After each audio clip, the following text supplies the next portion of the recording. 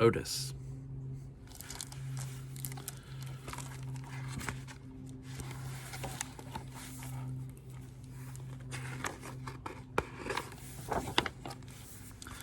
There was once a friendly little tractor. His name was Otis. And every day, Otis and his farmer worked together, taking care of the farm they called home. Otis liked to work.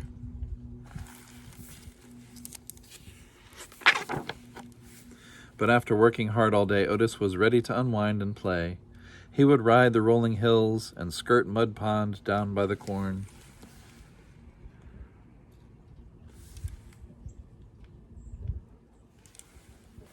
He would leapfrog bales of hay and explode through the haystacks.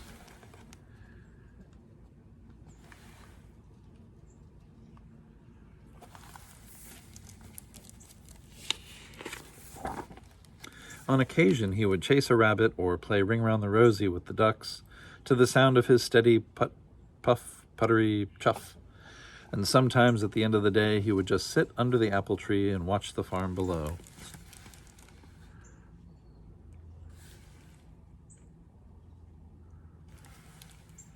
Every night, tired but happy, Otis would puff into the little stall in the barn that was all his.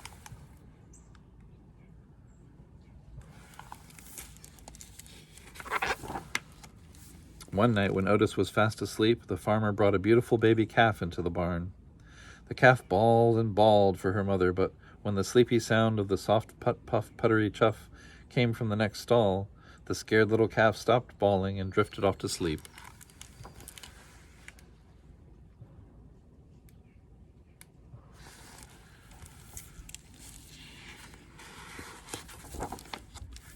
From that day on, the calf started following the little tractor wherever he went. Put, puff, puttity chuff. She followed him over the rolling hills and down by Mud Pond. She was right behind him, leapfrogging bales of hay.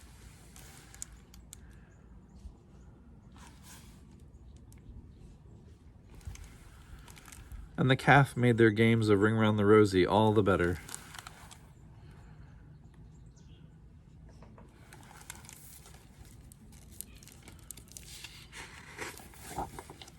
Sometimes at the end of the day, the two of them would just sit together under the apple tree and watch the farm below.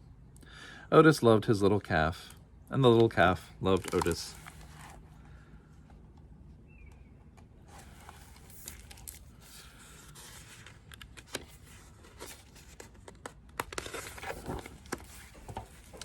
Then one day the farmer surprised everyone with a brand new yellow tractor.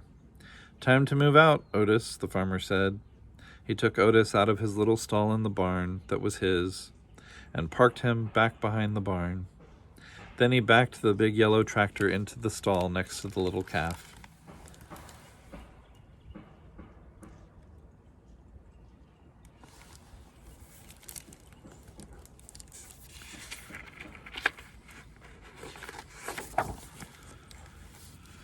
But the little calf didn't like the big yellow tractor. He had a deep rumbling snore that shook the stall when he slept.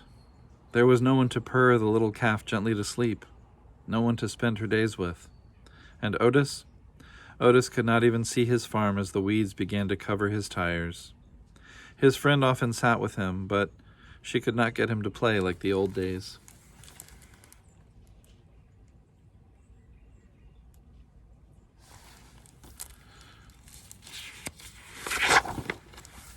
It was early summer when the farmer discovered a poster.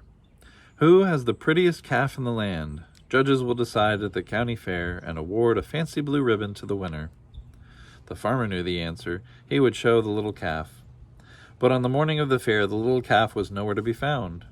She had wandered down to Mud Pond by the cornfield to cool off. When she waded into the muddy water, her feet sank. With every step, she sank deeper and deeper and deeper. The little calf was stuck in Mud Pond.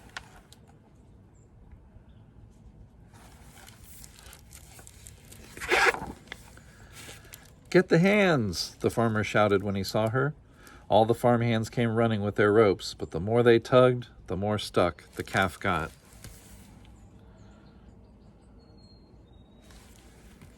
"Get the big yellow tractor," the farmer shouted. "He can save her." But the big tractor just scared the little calf. She sank deeper and deeper. Nearby farmers began to gather.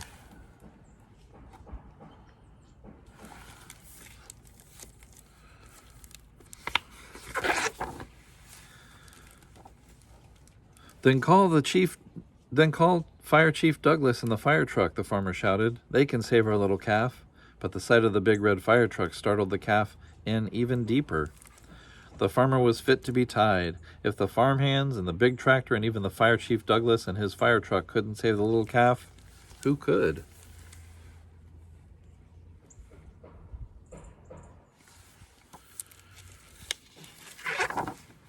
Suddenly, the little calf's ears perked up. Over the hum of the growing crowd, there came a faint sound in the distance, a soft, rhythmic purr, put, puff, puttity chuff. The crowd turned and looked. The sound became louder, put, puff, puttity chuff. And all at once, Otis put-puffed from around the barn. He turned and headed straight toward Mud Pond.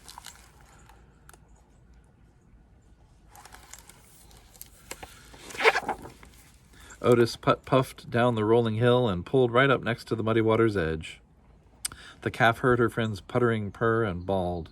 It was something like a hello. Then, to the sound of his gentle chuff and the amazement of all the people in the crowd, Otis slowly began to circle the pond.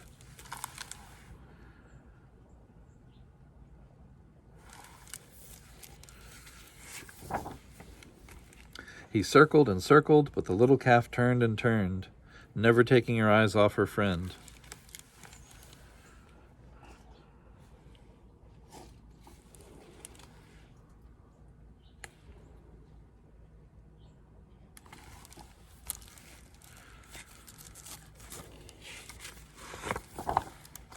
With each ring Otis made around the pond, the muddy grip loosened until the calf was able to stumble out of the pond on her own.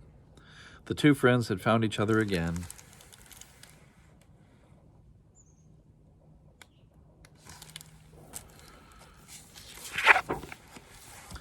Otis led the calf right down the dusty road toward the village, and everyone threw flowers as they went, following them into town.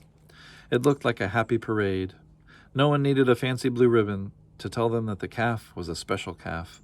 Otis was a special tractor, and the two of them were special friends.